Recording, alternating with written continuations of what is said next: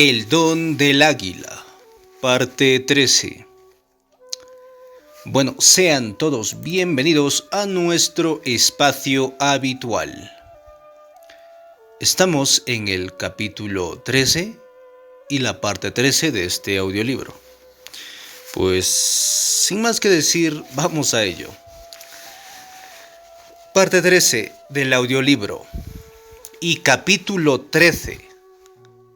La complejidad del ensueño. Don Juan, al comenzar la tarea de introducirme en la segunda atención, dijo que ya tenía bastante experiencia en entrar en ella. Silvio Manuel me había llevado justo hasta la entrada. La falla había residido en que no se me dieron los raciocinios apropiados.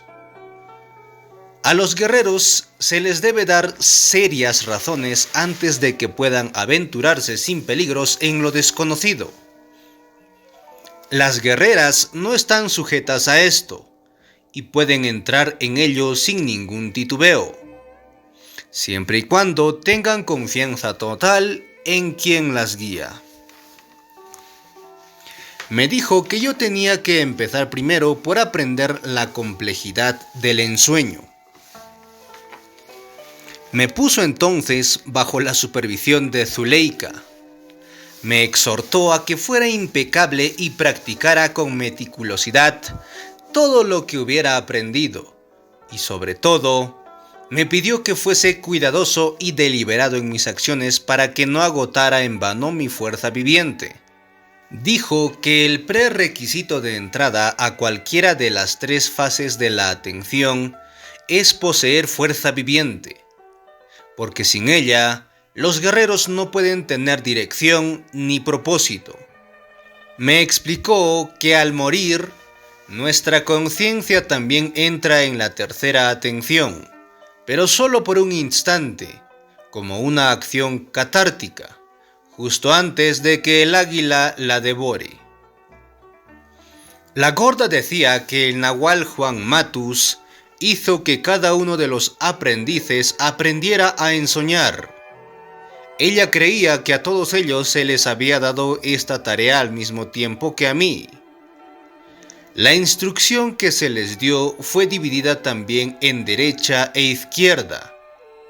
Dijo que el nahual y Genaro les proporcionaron instrucción del lado derecho para el estado de conciencia normal.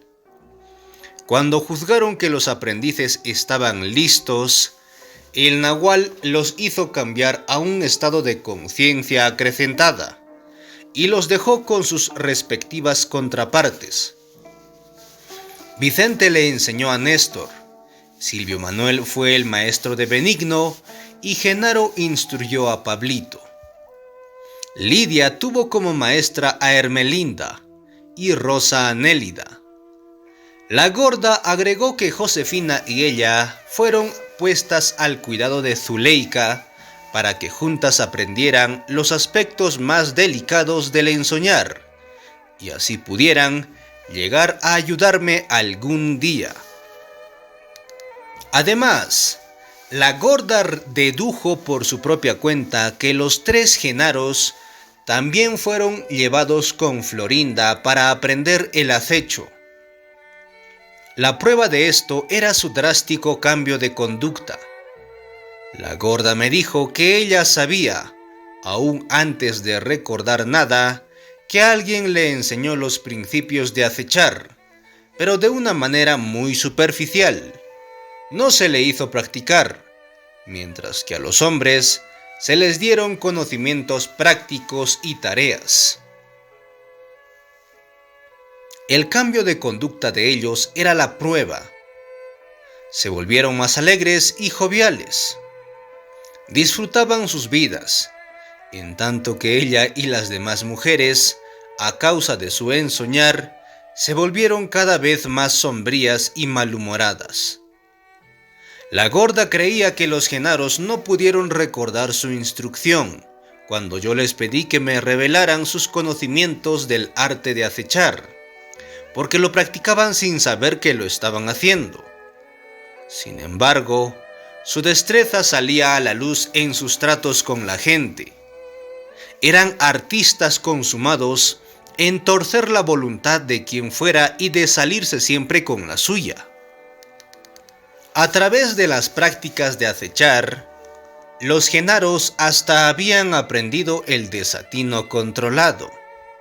Por ejemplo, se comportaban como si Soledad fuera la madre de Pablito. Para cualquier observador, parecería que era madre e hijo incitándose a pelear el uno contra el otro, cuando en realidad los dos estaban representando un papel. Convencían a cualquiera. En ocasiones Pablito daba tales representaciones que hasta se convencía a sí mismo. La gorda me confió que todos ellos se hallaban más que asombrados ante mi conducta. No sabían si yo estaba loco o si era un maestro del desatino controlado. Yo daba todas las indicaciones externas de tomar en serio sus dramatizaciones. Soledad les dijo que no se engañaran, porque en verdad yo estaba loco. Parecía estar en control, pero me hallaba tan completamente aberrado que no podía comportarme como nahual. Ella encomendó a cada una de las mujeres que me propinara un golpe mortal. Les dijo que yo mismo lo había pedido en un momento en que me hallaba en control de mis facultades. La gorda me contó que les costó varios años, bajo la guía de Zuleika, para aprender a ensoñar. Cuando el nahual Juan Matus juzgó que ella era ya una experta, finalmente la llevó con su verdadera contraparte, Nélida. Fue Nélida quien le enseñó cómo comportarse en el mundo. La preparó no solo para que supiera cómo vestirse bien, sino también para que tuviera donaire. De esa manera, cuando se puso su ropa nueva en Oaxaca y me dejó azorado con su encanto y elegancia, ya tenía experiencia en esa transformación. En mi caso, Zuleika fue muy efectiva como guía hacia la segunda atención. Insistió en que nuestra tarea tuviera lugar solamente en la noche y en la oscuridad absoluta. Para mí, Zuleika solo era una voz en las tinieblas, una voz que iniciaba todos los contactos que tuvimos, diciéndome que concentrara mi atención en sus palabras y nada más. Su voz era la voz femenina que la gorda creía haber oído en ensueños. Zuleika me dijo que si se va a ensoñar dentro de la casa, lo mejor es hacerlo en la oscuridad total, estando uno acostado o sentado en una cama estrecha, o mejor aún, sentado dentro de una cuna con forma de ataúd. En el campo abierto, el ensueño debería de hacerse en la protección de una caverna, en las áreas arenosas de manantiales secos, o sentados con la espalda contra una roca en las montañas, jamás en el suelo plano de un valle, ni junto a ríos o lagos o el mar, ya que las zonas planas, al igual que el agua, eran antitéticas a la segunda atención. Un secreto ahí. Cada una de mis sesiones con ella estuvo empapada de misterio. Me explicó que la manera más segura de acertar un golpe directo en la segunda atención es a través de actos rituales, cantos monótonos e intrincados movimientos repetitivos. Sus enseñanzas no fueron acerca de los principios del arte de ensoñar, que ya me habían sido reveladas por don Juan. Zuleika decía que para tenerla a ella como maestra, uno tenía que saber cómo ensoñar, para así dejarla libre a que tratara exclusivamente con las cuestiones esotéricas de la conciencia del lado izquierdo. Las instrucciones de Zuleika se iniciaron un día en que don Juan me llevó a su casa. Llegamos a mediados de la tarde. El sitio parecía desierto, aunque la puerta de enfrente se abrió cuando nos acercamos a ella. Yo esperaba que Zoila o Marta aparecieran, pero no había nadie en la entrada. Sentí que quien fuera el que abrió la puerta se alejó con gran rapidez. Don Juan me llevó adentro del patio y me hizo sentar en una caja de madera que tenía un cojín y que había sido convertida en banca. El asiento de la caja era duro y muy incómodo.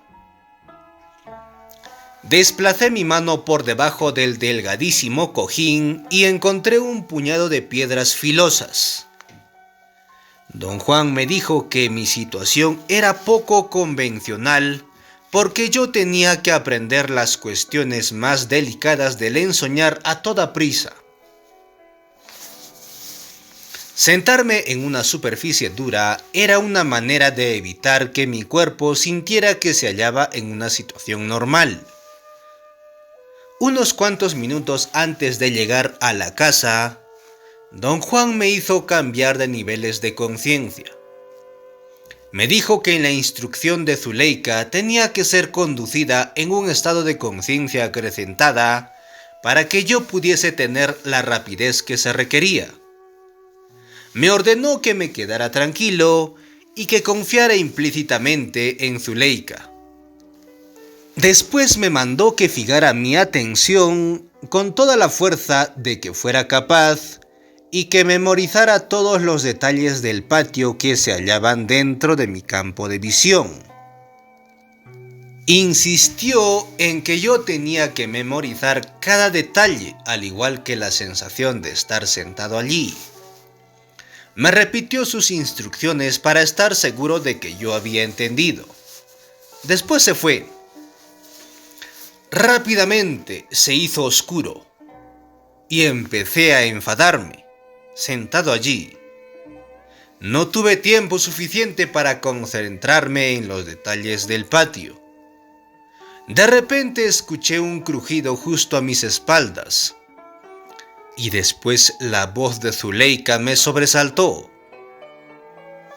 Con un vigoroso susurro me dijo que me pusiera en pie y la siguiera. Automáticamente la obedecí.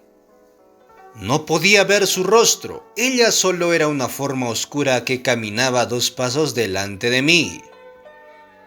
Me llevó a un rincón del pasillo más oscuro de su casa. Aunque mis ojos estaban habituados a la oscuridad, aún no podía ver nada. Tropecé con algo y ella me ordenó que me sentara dentro de una estrecha cuna y que reclinara la parte inferior de mi espalda en un cojín duro. Después sentí que ella había retrocedido unos cuantos pasos detrás de mí, lo cual me desconcertó por completo, pues pensé que mi espalda se hallaba a unos cuantos centímetros de la pared. Hablando desde allí, me ordenó con voz suave que enfocara mi atención en sus palabras, para que éstas me pudieran guiar. Me dijo que mantuviera los ojos abiertos y fijos en un punto que se hallaba frente a mí, a la altura de mis ojos, y que ese punto se transformaría de negrura a un agradable y brillante color rojo-naranja. Zuleika hablaba muy suavemente, con entonación uniforme. Escuché cada una de sus palabras. La oscuridad que me envolvía parecía haber cortado eficazmente cualquier estímulo externo que me distrajera. Oí las palabras de Zuleika en un vacío, y después advertí que el silencio de ese pasillo era comparable al silencio dentro de mí. Zuleika me explicó que un ensoñador debe partir desde un punto de color. La luz intensa o las completas tinieblas son inútiles para un ensoñador en un asalto inicial. Colores como el púrpura o verde claro o amarillo profundo son por otra parte excelentes puntos de arranque. Zuleika me aseguró que una vez que hubiese logrado yo entrar en el color rojo-naranja, habría congregado mi segunda atención permanentemente, si es que era capaz de estar consciente de las sensaciones físicas que uno experimentaba al entrar en ese color. Necesité varias sesiones con la voz de Zuleika para darme cuenta con mi cuerpo de lo que ella trataba de hacer. La ventaja de estar en un estado de conciencia acrecentada era que yo podía seguir mi transición de un estado de vigilia a un estado de ensueño. Bajo condiciones normales, esa transición es borrosa, pero en esas circunstancias especiales, de hecho sentí, en el transcurso de una de mis sesiones, cómo mi segunda atención tomaba los controles. El primer paso fue una inusitada dificultad en respirar. No era una dificultad para inhalar o exhalar, ni tampoco me faltaba aire. Más bien mi respiración cambió de ritmo súbitamente. Mi diafragma empezó a contraerse y forzó a la parte media de mi cuerpo a moverse como un fuelle, con gran celeridad. Respiraba con la parte inferior de mis pulmones y sentí una gran presión en los intestinos. Sin éxito, traté de romper los espasmos de mi diafragma. Mientras más trataba, más doloroso se volvía. Zuleika me ordenó que dejara que mi cuerpo hiciera lo que fuese necesario y que no pensara en dirigirlo o controlarlo. Yo quería obedecerla, pero ignoraba cómo. Los espasmos, que deben haber durado de 10 a 15 minutos, se desvanecieron tan súbitamente como habían aparecido, y fueron seguidos por otra sensación extraña y conmocionante. En un principio, la sentí como un picazón de lo más peculiar, un sentimiento físico que no era ni agradable ni desagradable. Era algo parecido a un temblor nervioso. Se volvió muy intenso, hasta el punto de forzarme a concentrar mi atención en él a fin de determinar en qué parte de mi cuerpo estaba ocurriendo. Quedé pasmado al darme cuenta que no tenía lugar en ninguna parte de mi cuerpo físico, sino fuera de él, y sin embargo aún lo sentía. No hice caso a la orden de Zuleika de entrar en una mancha de coloración que empezaba a formarse a la altura de mis ojos, y me entregué enteramente a la exploración de esa extraña sensación que ocurría fuera de mí. Zuleika debió haber visto lo que me estaba sucediendo. Repentinamente empezó a explicarme que la segunda atención pertenece al cuerpo luminoso, así como la primera atención pertenece al cuerpo físico. Dijo que el punto donde la segunda atención se arma está situado en el lugar que Juan Tuma me había descrito la primera vez que nos conocimos. Aproximadamente a 1 metro de distancia enfrente de la parte media del cuerpo, y justo entre el estómago y el ombligo, y a 15 centímetros a la derecha. Zuleika me ordenó que pusiera las manos en ese punto y lo masajeara moviendo los dedos de mis 2 manos, exactamente como si estuviera tocando un arpa. Me aseguró que si persistía en el ejercicio, tarde o temprano terminaría sintiendo que mis dedos pasaban por algo que era tan denso como el agua, y que finalmente sentiría mi cascarón luminoso. A medida que seguía moviendo mis dedos, el aire se puso progresivamente denso hasta que sentí una especie de masa. Un indefinido placer físico se esparció por todo mi cuerpo. Pensé que me hallaba tocando un nervio y me sentí ridículo por lo absurdo de todo esto, y me detuve. Zuleika me advirtió que si no movía mis dedos iba a darme un coscorrón en la cabeza. Mientras más continuaba yo ese movimiento oscilante, más cercana sentía la picazón. Finalmente, esta llegó a estar a unos 10 centímetros de mi cuerpo. Era como si algo dentro de mí se hubiera encogido. En verdad creí que podía sentir una concavidad, una abolladura donde sentía la comezón.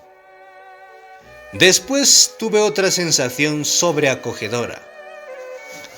Me estaba quedando dormido y a la vez estaba consciente. Había una vibración en mis orejas que me recordaba el sonido de un zumbador.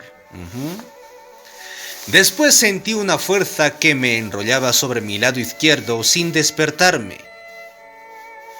Fui enrollado muy apretadamente como un puro y se me colocó en la concavidad donde sentía la picazón.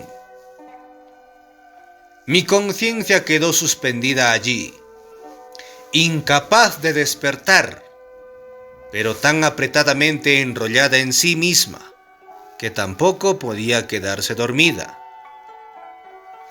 Oí la voz de Zuleika, que me decía que viese a mi alrededor. No pude abrir los ojos, pero mi sentido del tacto me reveló que me hallaba en una zanja, acostado boca arriba. Me sentí cómodo, seguro. Mi cuerpo estaba tan compacto y apretado que yo no tenía el más leve deseo de incorporarme. La voz de Zuleika me ordenó que me pusiera en pie y abriera los ojos. No pude hacerlo. Me dijo que tenía que desear mis movimientos porque no se trataba de un asunto de contraer mis músculos para levantarme. Pensé que mi lentitud la había molestado. Comprendí entonces que me hallaba plenamente consciente, quizá más consciente de lo que había estado en toda mi vida. Podía pensar racionalmente y a la vez parecía estar completamente dormido. Se me ocurrió la idea de que Zuleika me había puesto en un estado de hipnosis profunda. Esto me molestó un instante, pero después ya no tuvo importancia. Cedí a la sensación de hallarme suspendido y floté libremente. Ya no pude oír lo que ella me decía. O ella había dejado de hablar o yo había cortado el sonido de su voz. No quería abandonar ese refugio. Nunca me había sentido tan en paz y tan completo. Me quedé allí inmóvil sin querer levantarme ni cambiar nada. Podía sentir el ritmo de mi respiración. Repentinamente desperté. En la siguiente sesión, Zuleika me dijo que yo había logrado hacer una concavidad en mi luminosidad sin ayuda de nadie, y que hacer esa concavidad significaba que yo había movido un punto distante de mi cascarón luminoso más cerca de mi cuerpo físico, y por tanto más cercano al control.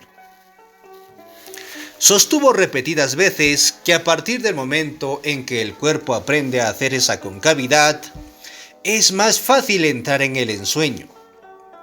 Estuve de acuerdo con ella.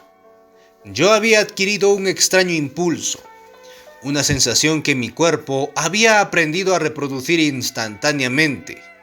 Era una muestra de sentirme en reposo, seguro, adormilado, suspendido sin el tacto, y al mismo tiempo completamente despierto, consciente de todo. La gorda me dijo que el nahual Juan Matus había luchado durante años por crear esa concavidad en ella, en las tres hermanitas y también en los Genaros, para darles habilidad permanente de concentrar su segunda atención. Le dijo que por lo general el ensoñador la crea en el momento mismo en que la necesita. Después, el corazón luminoso vuelve a recobrar su forma original. Pero en el caso de los aprendices, puesto que no tenían un nahual que los dirigiera, la concavidad fue creada desde afuera y llegó a ser un rasgo permanente de sus cuerpos luminosos. Una gran ayuda, pero también una obstrucción. A todos los hacía vulnerables y taciturnos.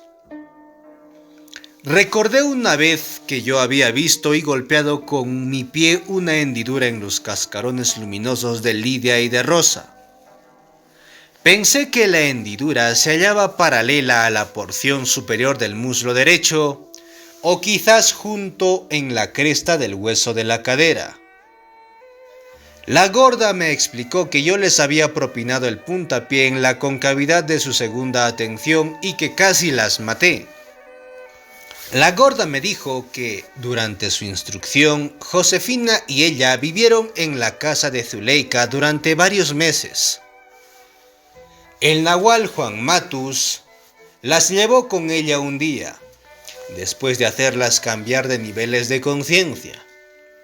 No les dijo qué iban a hacer allí ni qué era lo que debían esperar.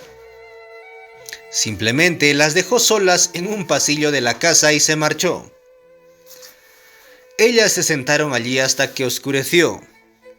Fue entonces que Zuleika llegó a donde ellas. Nunca la vieron, solo escucharon su voz, como si les hablara desde un sitio en la pared. Zuleika fue muy exigente a partir del momento en que tomó cargo. Las hizo desvestirse en el acto y les ordenó que se metieran dentro de unas gruesas y esponjosas bolsas de algodón, una especie de ponchos. Se cubrieron de la cabeza a los pies con ellos. Zuleika les ordenó luego que se sentaran espalda con espalda, sobre un petate, en el mismo rincón del pasillo donde yo solía sentarme. Les dije que su tarea consistía en contemplar la oscuridad hasta que ésta empezara a adquirir un tinte. Después de varias sesiones, ellas en verdad comenzaron a ver colores en las tinieblas. Entonces fue cuando Zuleika las hizo sentarse lado a lado y ver el mismo punto. La gorda decía que Josefina aprendió con gran rapidez y que una noche entró dramáticamente de un tirón en la mancha de color rojo-naranja, desprendiéndose físicamente de la bolsa. La gorda creía que o Josefina se estiró hasta alcanzar la mancha de color o ésta se estiró hasta alcanzarla a ella. El resultado fue que en un instante Josefina se salió del interior de la bolsa. A partir de ese momento, Zuleika la separó y la gorda inició su lento y largo aprendizaje. La narración de la gorda me hizo recordar que Zuleika también me había hecho meterme en una bolsa esponjosa. Por cierto, el tenor de las órdenes que me dio me revelaron la razón de su uso. Zuleika me dirigió a que sintiera la esponjosidad con mi piel desnuda, especialmente con el piel o con la piel de las pantorrillas. Me repitió una y otra vez que los seres humanos tenemos un excelente centro de percepción en el exterior de las pantorrillas, y que si la piel de esa área era puesta en calma y masajeada, el alcance de nuestra percepción aumentaría de maneras imposibles de concebir racionalmente. La bolsa era muy suave y caliente, e inducía en mis piernas una extraordinaria sensación de calma y paz. Los nervios de mis pantorrillas experimentaron una placentera estimulación. La gorda me dio una relación de un placer físico igual al mío.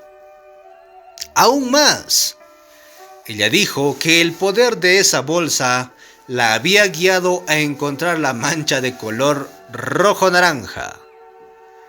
Sentía tal respeto y admiración por la bolsa, que se hizo una copiando la original. Pero según ella, su efecto no era el mismo, aunque también le proporcionaba paz y bienestar. Bueno, dijo que Josefina y ella solían pasar todo el sobretiempo que disponían dentro de las bolsas que ella había cosido para las dos.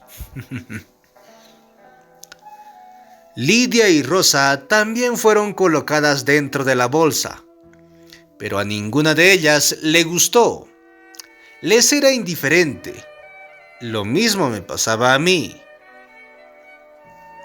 La gorda explicó el apego de Josefina y de ella como una consecuencia directa del hecho de haber sido guiadas a descubrir su color de ensueño cuando se hallaban dentro de la bolsa. Decía que mi indiferencia se debía a que yo entré o no entré en la zona de coloración. Más bien el tinte vino a mí. Tenía razón.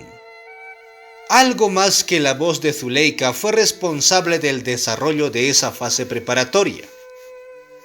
Evidentemente Zuleika me hizo seguir los mismos pasos por los que condujo a la gorda y a Josefina. Yo había conservado los ojos fijos en la oscuridad a través de muchas sesiones y me hallaba listo para visualizar la zona de coloración. Por cierto, presencié toda su metamorfosis comenzando con la oscuridad y terminando en una mancha de intensa brillantez.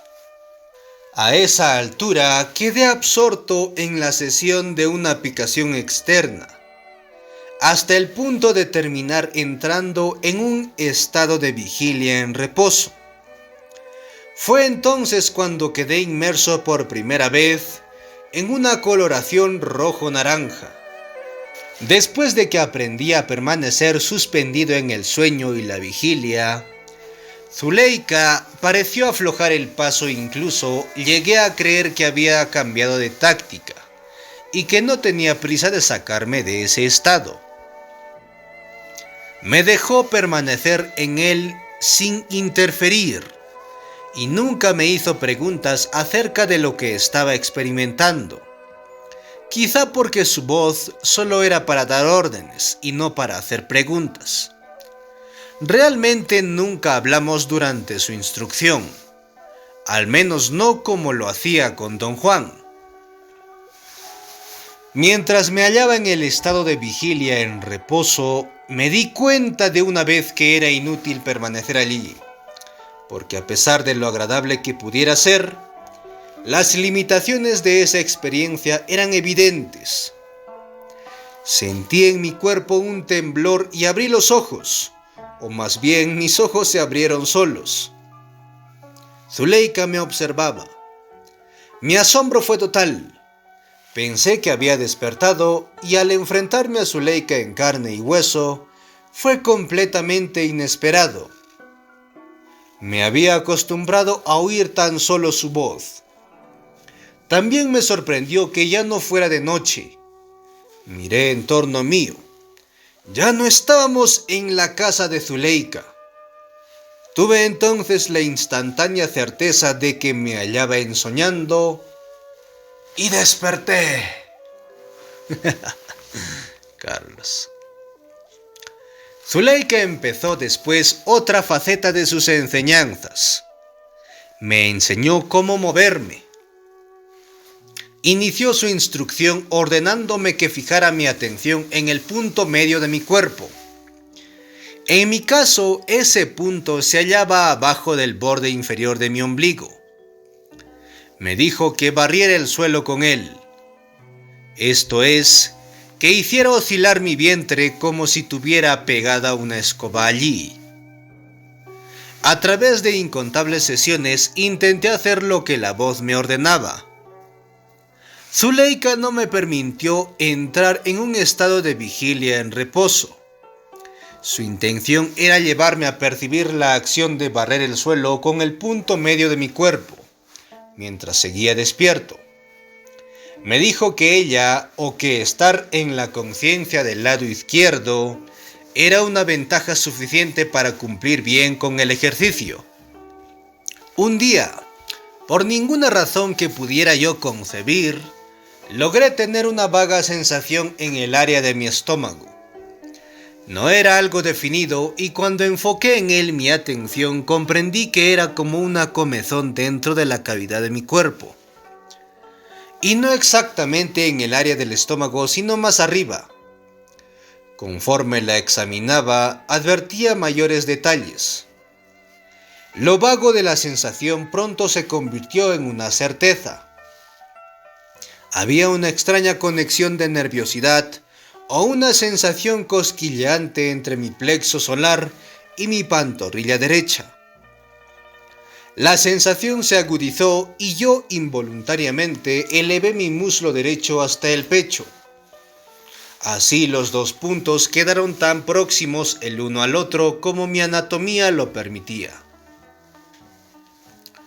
Me estremecí durante un momento con una nerviosidad inusitada y después sentí con claridad que barría el piso con el punto medio de mi cuerpo. Era una sensación táctil que ocurría cada vez que oscilaba mi cuerpo estando sentado. En la siguiente sesión, Zuleika me permitió entrar en un estado de vigilia en reposo. Sin embargo, no sentí en él lo que acostumbraba. Parecía haber una especie de control en mí que reducía la posibilidad de disfrutarlo libremente, como siempre lo había hecho. Ese control también me hizo concentrar mi atención en la manera como se desarrolla la vigilia en reposo. Primero advertí la comezón en el área de la segunda atención, en mi cascarón luminoso. Masajeé ese punto moviendo mis dedos sobre él como si tocara un arpa. El punto se hundió hacia mi estómago. Lo sentí casi en mi piel. Experimenté aguijoneo en el exterior de mi pantorrilla derecha. Era una mezcla de placer y dolor. La sentí y esa sensación se esparció por toda mi pierna y después por la parte inferior de la espalda. Sentí que mis glúteos se sacudían. Todo mi cuerpo fue traspasado por una onda nerviosa. Sentí como si mi cuerpo hubiera sido atrapado, con los pies hacia arriba en una red. Mi frente y mis dedos de los pies parecían tocarse. Me hallaba en una forma de U cerrada. Después sentí como si se doblaran en dos y me enrollaran en una sábana. Mis espasmos nerviosos eran los que hacían que la sábana se enrollara conmigo en el centro. Cuando acabó de enrollarse ya no pude sentir mi cuerpo. Yo solo era una conciencia amorfa, un espasmo nervioso enrollado en sí mismo. Esa conciencia fue a descansar dentro de una zanja, dentro de una depresión de sí misma. Comprendí entonces la imposibilidad de describir lo que ocurre al ensoñar. Zuleika decía que la conciencia del lado derecho y la del lado izquierdo se envuelven juntas.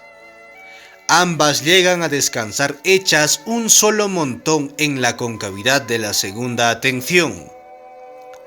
Para ensoñar, uno necesita manejar tanto el cuerpo luminoso como el cuerpo físico. Primero, el centro de la segunda atención en el cascarón luminoso es forzado a ser accesible o alguien lo empuja desde afuera o el ensoñador lo succiona desde adentro. Segundo, para dislocar la primera atención, los centros del cuerpo físico localizados en el punto medio del cuerpo y en las pantorrillas, especialmente la derecha, tienen que ser estimulados y colocados lo más cerca posible, el uno del otro, hasta que parezcan unirse. Esto se logra colocando al muslo derecho contra el pecho. Después tiene lugar la sensación de ser enrollado y automáticamente la segunda atención toma el control. La explicación de Zuleika, dada a través de órdenes, era la más conveniente de describir lo que sucede, pues ninguna de las experiencias sensoriales implicadas en ensoñar son parte de nuestro inventario cotidiano. Primeramente, la sensación de un cosquilleo fuera de mí era local y a causa de eso misma, era una mínima perturbación de mi cuerpo que experimentaba. La sensación de ser enrollado en mí mismo, por otra parte, era mucho más inquietante. Incluía una serie de sensaciones que dejaban a mi cuerpo en un estado de emoción. Por ejemplo, yo estaba convencido de que en un momento los dedos de mis pies tocaban mi frente.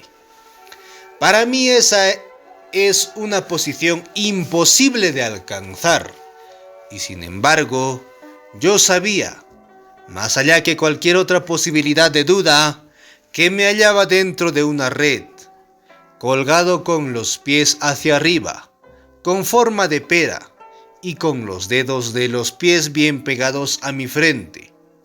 En un plano físico me encontraba sentado con mis muslos replegados contra el pecho. Zuleika también me dijo que la sensación de ser enrollado como si fuera un puro y colocado dentro de la concavidad de la segunda atención era el resultado de haber fusionado la conciencia del lado derecho y la del lado izquierdo hasta formar una sola, en la cual el orden de preponderancia había sido cambiado y el lado izquierdo tenía la supremacía.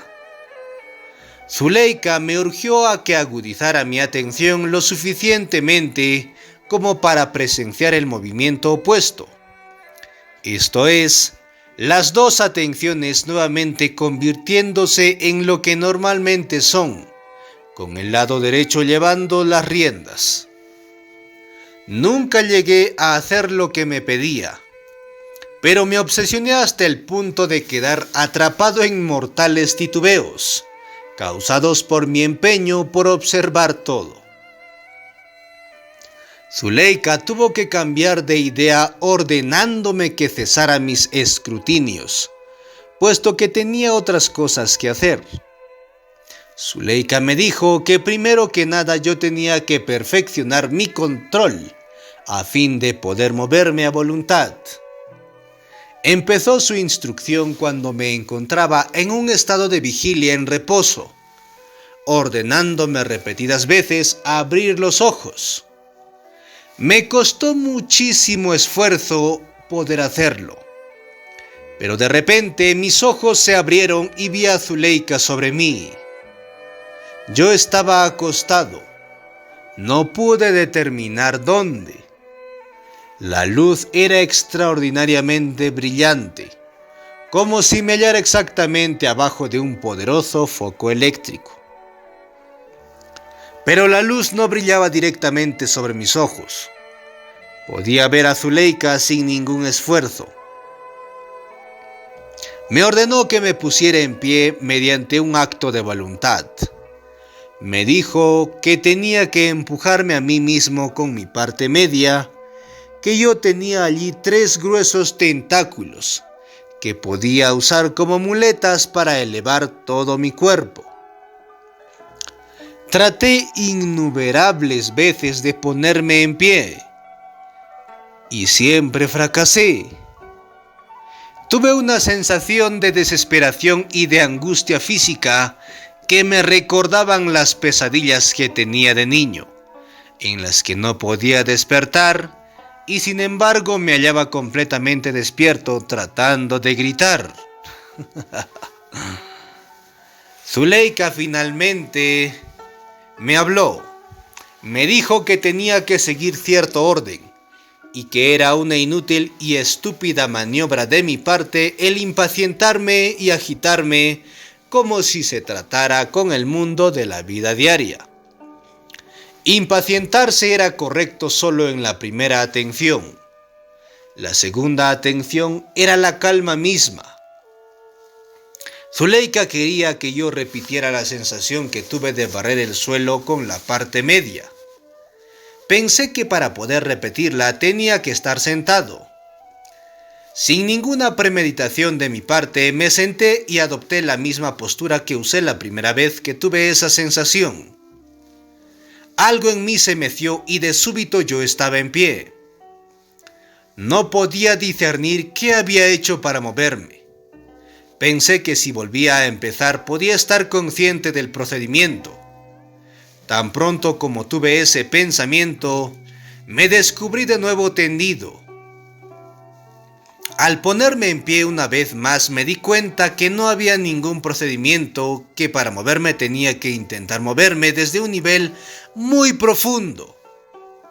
En otras palabras, tenía que estar absolutamente convencido de que quería moverme.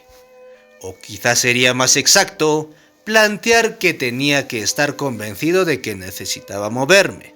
Bueno, una vez que hube comprendido este principio, Zuleika me hizo practicar todos los aspectos concebibles del movimiento volitivo. Mientras más practicaba, más claro se volvía para mí que ensoñar en realidad era un estado racional. Zuleika me explicó.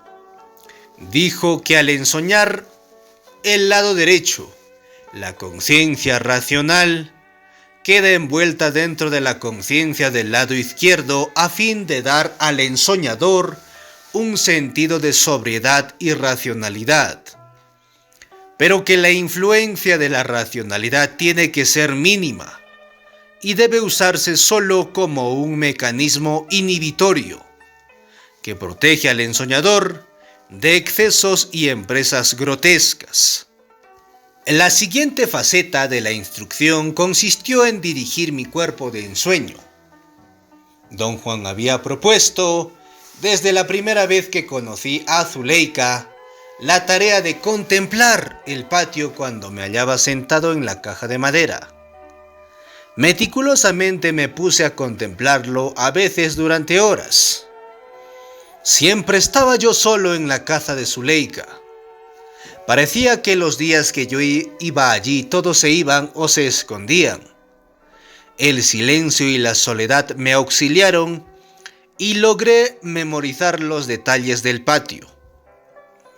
Zuleika, por consiguiente, me propuso la tarea de abrir los ojos mientras me hallaba en un estado de vigilia en reposo para ver el patio. Lograrlo me tomó muchas sesiones. En un principio yo abría los ojos y la veía a ella, y ella con una sacudida del cuerpo me hacía rebotar, como si fuera una pelota, al estado de vigilancia en reposo. En uno de esos rebotes sentí un temblor intenso. Algo que se hallaba localizado en mis pies cascabeleó hacia arriba y llegó a mi pecho, y lo tosí. La escena del patio de noche salió de mí como si hubiera emergido desde mis tubos bronquiales. Era algo semejante al rugido de un animal. Escuché la voz de Zuleika que me llegaba como si fuera un tenue murmullo. No pude comprender qué decía. Vagamente advertí que me hallaba sentado en la caja de madera. Quise ponerme en pie, pero advertí que yo no era sólido. Era como si el viento me llevara. Escuché entonces muy clara la voz de Zuleika diciéndome que no me moviera. Traté de permanecer inmóvil, pero alguna fuerza me jaló y desperté en el pasillo. Silvio Manuel se hallaba frente a mí. Después de cada sesión de ensoñar en la casa de Zuleika, don Juan siempre me esperaba en el oscurísimo pasillo. Me llevaba fuera de la casa y me hacía cambiar de niveles de conciencia. Pero esa vez Silvio Manuel se hallaba allí.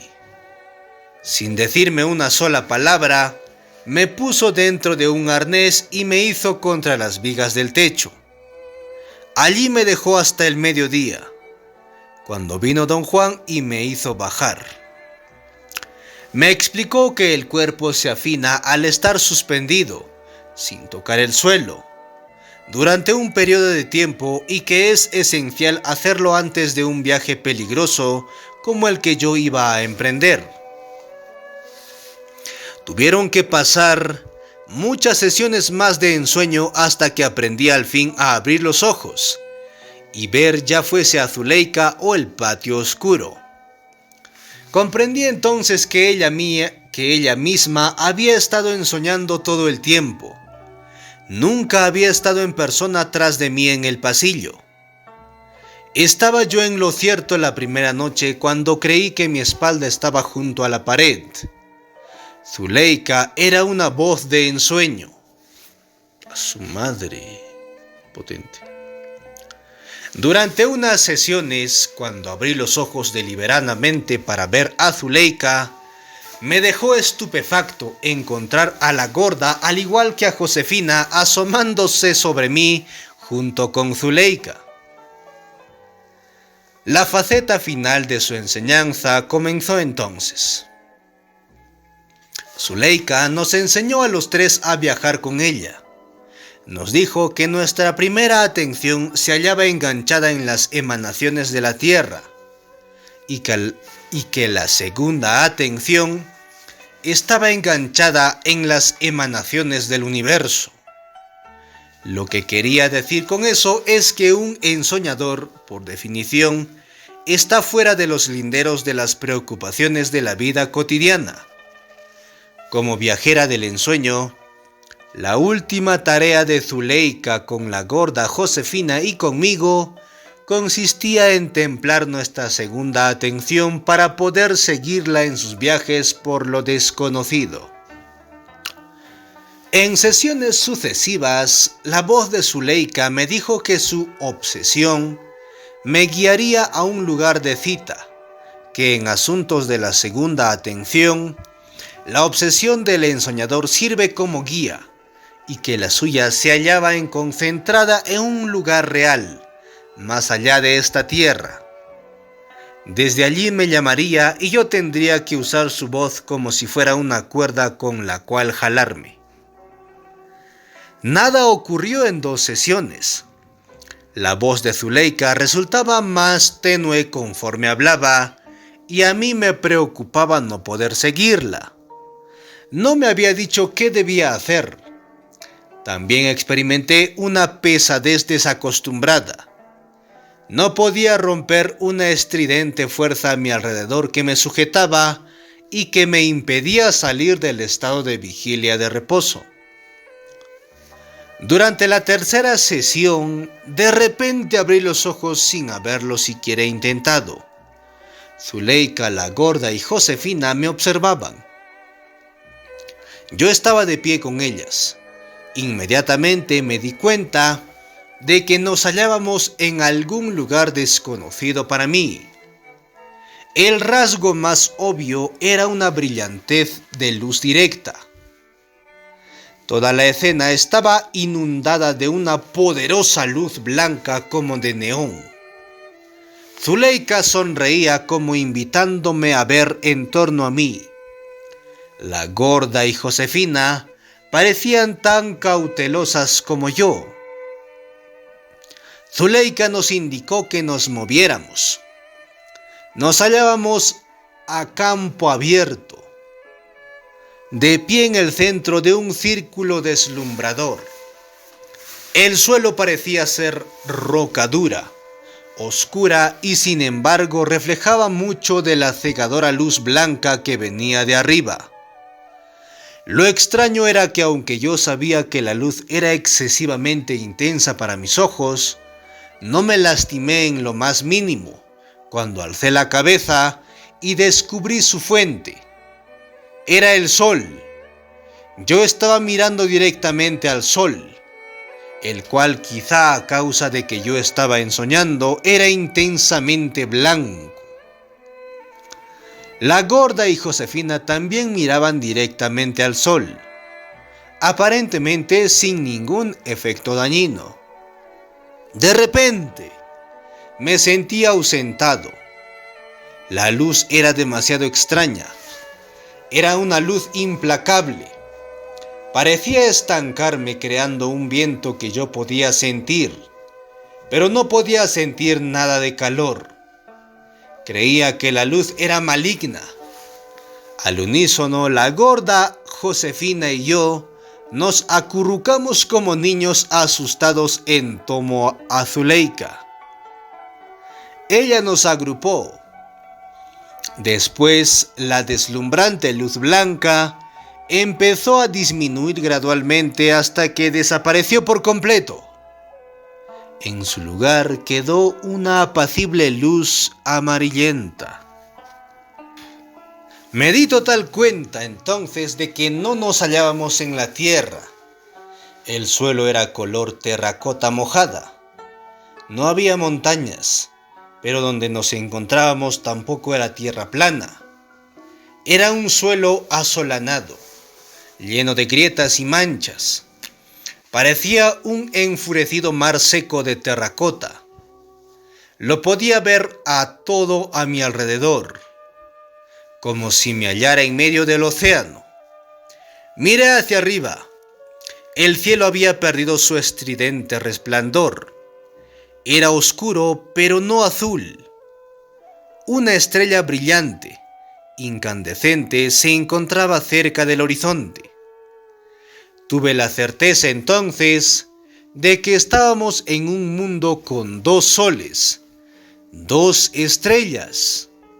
Una era enorme y se había ya ocultado, y la otra era más pequeña o quizá más distante. Quise hacer preguntas, caminar por ahí y ver cosas.